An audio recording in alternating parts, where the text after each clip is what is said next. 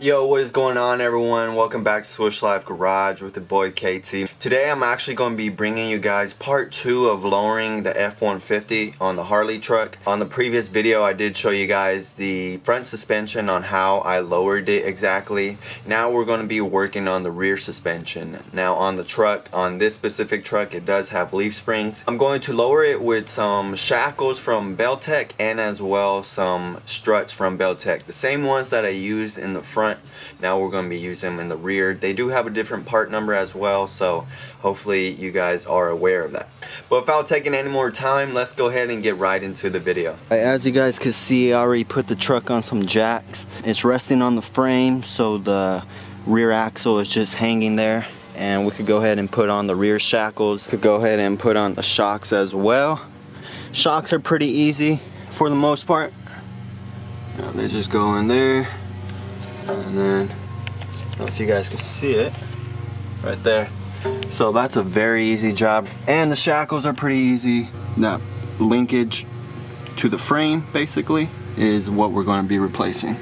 So let's go ahead and get right into it. But first I'm going to show you guys the parts. Okay guys, so here is the rear shackles, and we do have the struts as well.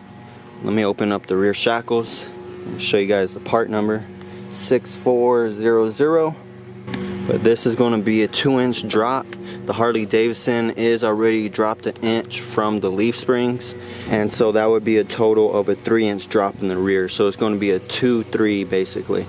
We got some stickers from Pt.2, some instructions as well. So here's the shackle right here, Pt.2, brand new. Here we do have the same struts as well that I used in the front. They do have a different part number just because they are for the rear. 10309B. Street Performance shock.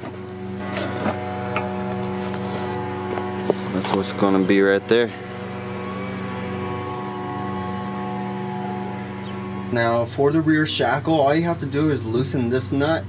Loosen this bolt right here. They already have some stays to prevent it from spinning on the other side, so that's a pretty cool thing. So just loosen them up.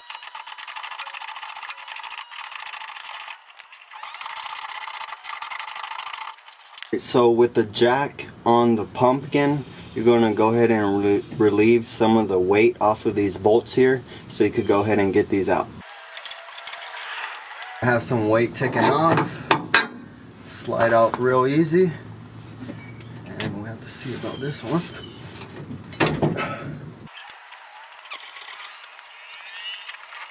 As you guys saw, I did lift up the jack with the axle just so I could raise it all the way up with the leaf spring and take out that bolt that was holding in the shackle. Another thing I forgot to tell you guys, I am doing both of the sides at once. So it does allow me to lift the axle even higher by doing both of the shackles. If you try to do this one by one, you probably won't be able to go as high as you see here. Okay guys, so here's the difference in the shackles. These are shorter and the other ones are longer. That's how it lowers it, is because it raises the leaf spring up higher, so causing the axle to sit up higher, and that's how you basically lower the truck on the rear end. So just to see a difference, so you guys see that right there, that's about 2-inch difference right there. So that's what gives you the drop. Go ahead and throw the new shackles on and see how it drops. You guys see even the bushing is out on these shackles, so these were trash anyways.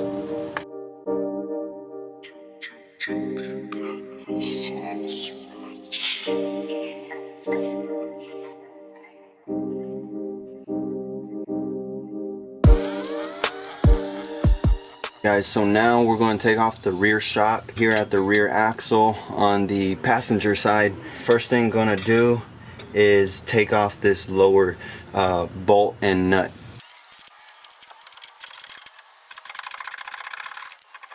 Alright, so now at the top of the shock you do have a nut here to grab with a wrench. That is a 18. All these bolts and everything have been 18 as far as for the shock. So I do have another 18 on the ratchet. Let's go ahead and take this off.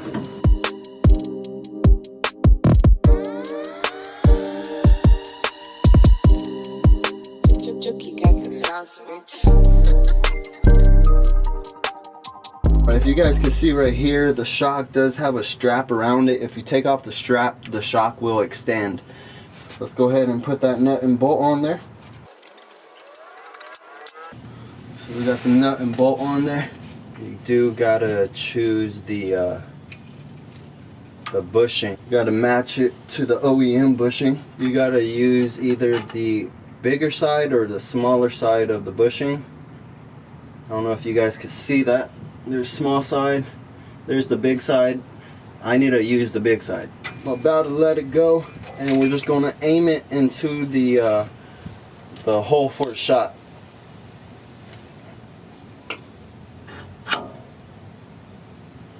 So actually these are smaller shots. I forgot about that. So they're not gonna extend that much. So I'm gonna have to jack it up a little bit.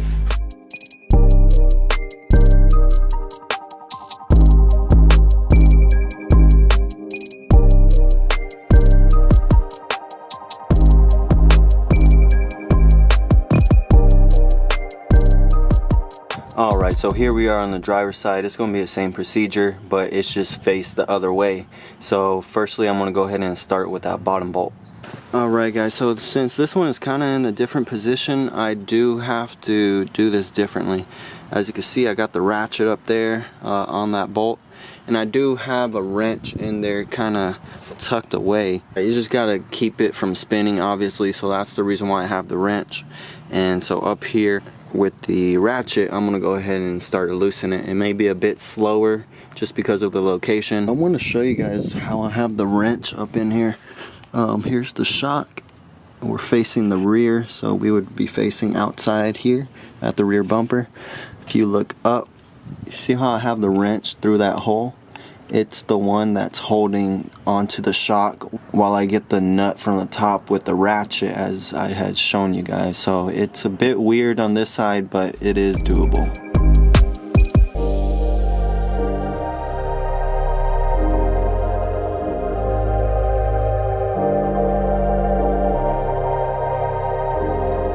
So here's the other shock. I'm gonna go ahead and put this bottom bolt in.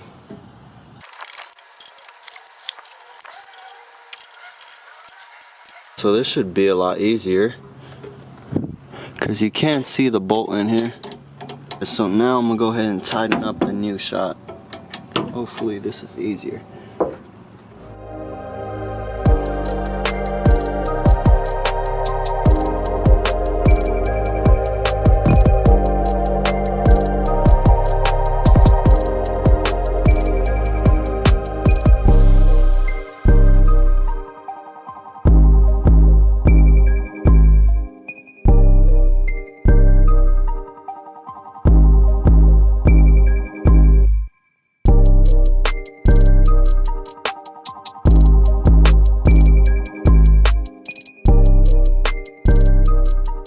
So I know it's pretty dark and I just finished the truck, but here it is. Finally gonna set this thing on the ground.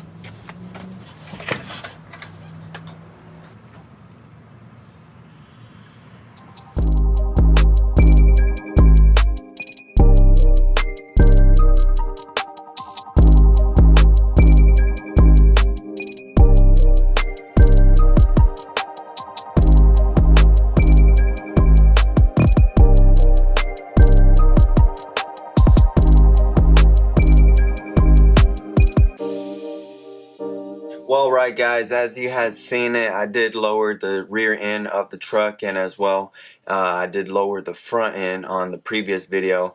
If you guys have any questions, just drop them down below if it has something to do about the drop or perhaps the truck. I still have the $200 giveaway going on right now, so if you see I haven't reached 5,000 subscribers, all you have to do is drop a comment down below. It could be about anything, doesn't have to be about anything in specific, but I'll go ahead and put your name in to win the $200. But back to the truck. As you guys see, I did drop it and it still has a little bit of a rake on there. That's just because it's an inch higher in the rear, so if you like that little bit of rake on a truck, then that's what you're going to want to go for. Of course, some people may want it a little bit higher. A lot of times from factories, you're going to have a 2-inch difference from the rear to the front, meaning the rear end is going to stick up a bit higher. That's just because whenever people put weight in the bed of their truck, you know, it's going to go down a little bit just because that weight brings it down.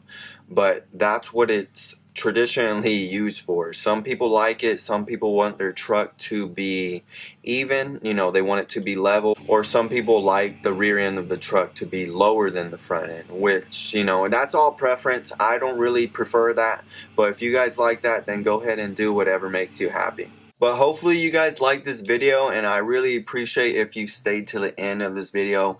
And as always, make sure you hit that bell notification, subscribe, comment, like. And I'm going to try to keep pumping out these videos for you guys. I know they have a lot of information and many people do appreciate it. So I'm going to keep trying to do my thing and keep the content growing on this channel. And we're just going to take it one day at a time. But of course, we're going to keep getting bigger. But alright guys, I'm going to have to catch you on the next video, alright?